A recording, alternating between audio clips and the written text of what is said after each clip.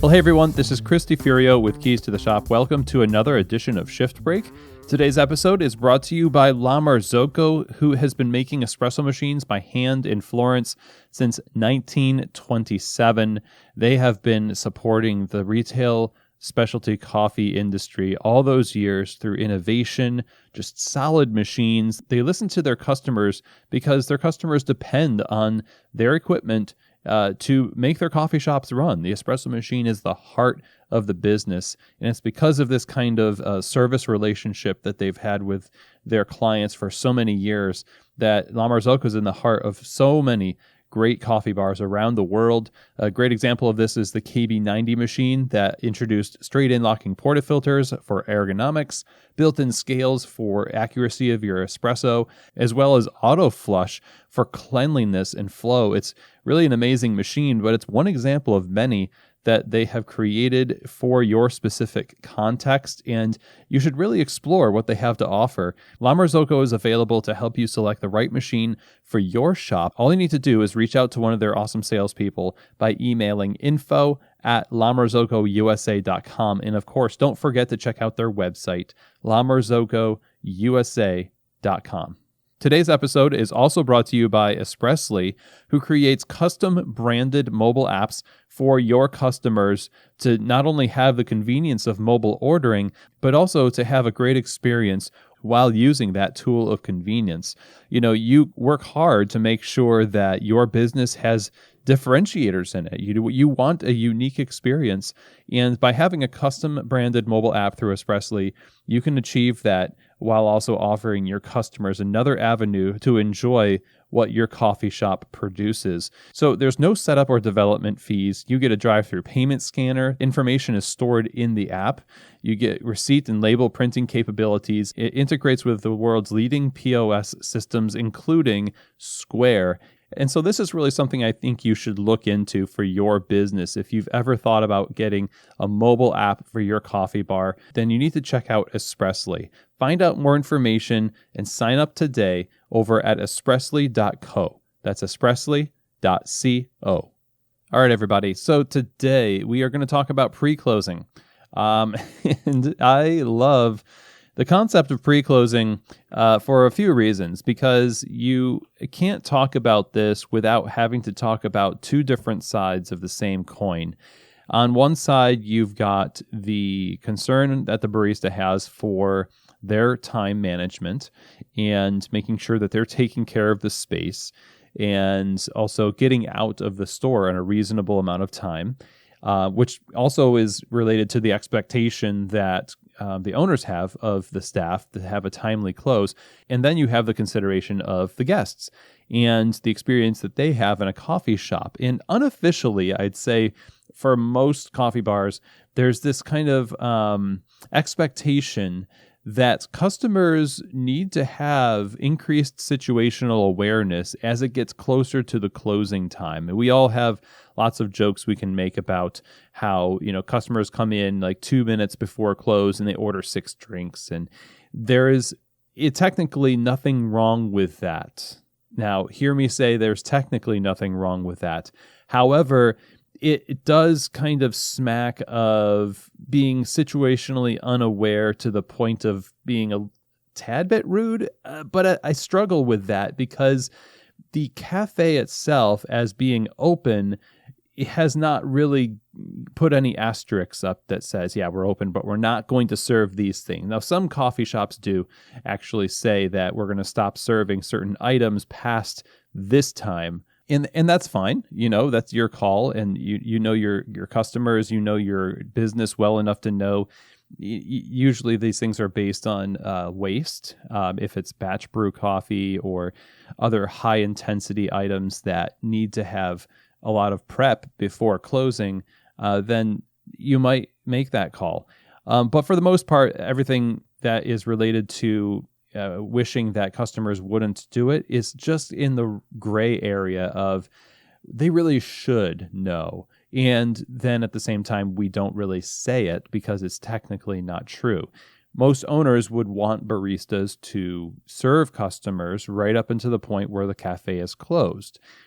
This gets into some tricky areas where at the same time, while an owner might say, yeah, let's serve customers right up until the point we close and let's do it with a smile, they don't really allow their baristas very much time to do the things that are expected of them during the close. And so baristas have to, regulate themselves and regulate customers oftentimes. So an owner says, well, I just want you to close the cafe in 30 minutes, but it's, just serve people right up until the close, 1 minute before close. You get all these people coming in, and now you're still expected to close the cafe in 30 minutes.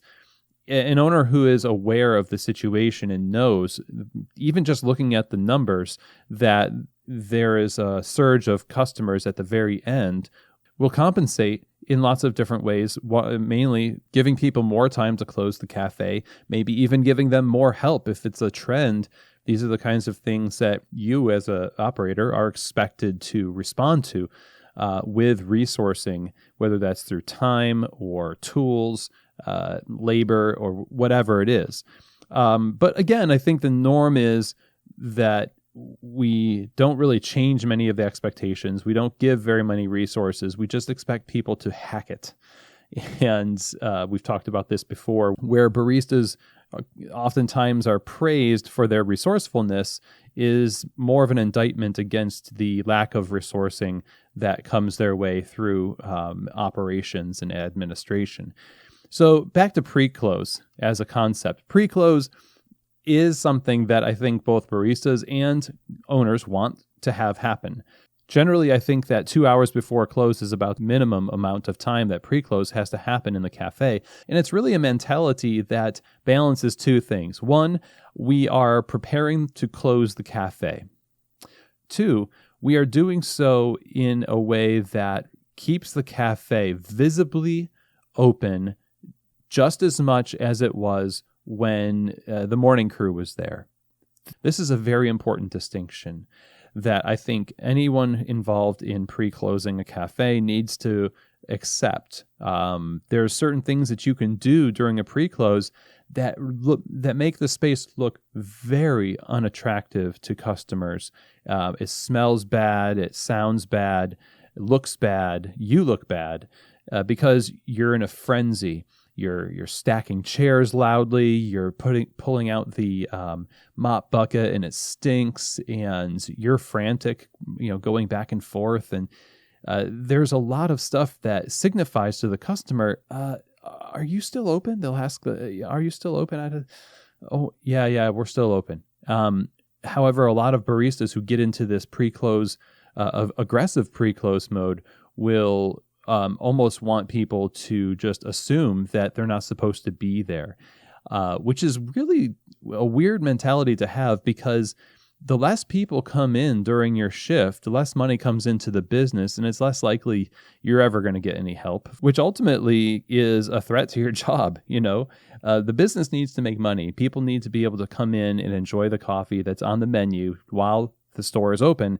And if we play this game where we are unofficially okay with people feeling like we're closed way before we actually are, just for our own self-preservation, then we're shooting ourselves in the foot long term. And I get it. I've been that barista. I have loudly stacked chairs next to people. I have swept really dangerously close to people's feet.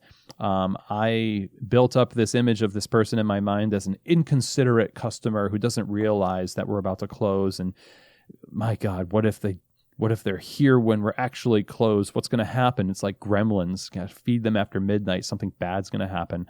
It's really okay. Think about it this way. With pre-closing, part of the responsibility is communication. If you're getting to the point where you've got customers and they are out in the patio or they are in the cafe and it's really close to close, you might start getting agitated because you don't see them making the moves to leave. And now that's kind of your fault in a sense, because you definitely are the professional here. Part of your job is to curate this experience for the customer. And that means to politely let people know when closing is about to happen. usually about 15, 20 minutes before close. Just let people know, hey, we're going to be closing up the cafe in about 15 or 20 minutes. I just wanted to let you all know. And that's it. It's very simple. But the amount of times that does not happen, and then people get all bent out of shape because customers, God forbid, are actually in their own world, enjoying coffee, reading a book, or talking to a friend, it's just comical how upset we get about that. We are not supposed to expect them to do our jobs for us. We are the curators of this experience, and as such, it's on us to actually build up these expectations. And of course, people will push the boundaries all the time. And of course, there are rude people that won't listen to you. But for the most part, if you are diligent in embracing your role in this, then it won't be as bad as it usually is perceived to be. So pre-close, I always would recommend do the things that don't impact the sensory experience of your customers. Okay, don't just shut off the music, bring out the simple green, and start stacking chairs next to people. Do all the things behind the bar, cleaning the bathroom, and just being aware of your presence and what you're communicating. That you're working on pre-close items, stocking inventory, shutting down one of the group heads, maybe counting the cash, doing dishes, and stacking dishes and other things in the kitchen. There's a lot of stuff you can do.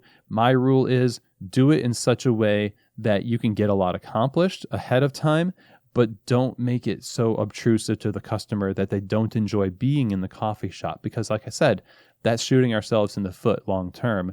This is about providing an experience for the customer, even if you are trying to get ahead by pre-closing. And I will emphasize again, you have to give your baristas the appropriate amount of time to do a good job, or else they are going to militantly pre-close that shop out of self-preservation because you're given unrealistic expectations. The reality is they might need an hour to close, and you're only giving them 30 minutes. You really have to be in touch with what's happening in the cafe in order to facilitate and resource people well in their roles. So pre-closing, always a great idea. Doing it in a way that is unobtrusive to customers, but still gets you ahead and prepares the space well to get out of there in a reasonable amount of time. It's not necessary to do this in a way that makes people feel uncomfortable. We can still pre-close and be proud of who we are as hospitality professionals all at the same time. So anyway, I just wanted to talk a little bit about that today. Thank you everybody so much for listening. I hope that was helpful. No matter if you are a barista or somebody who is a leader of baristas, I hope that there was something helpful in today's episode. Thanks a lot, and we'll see you here next week on another edition of Shift Break. From Keys to the Shop.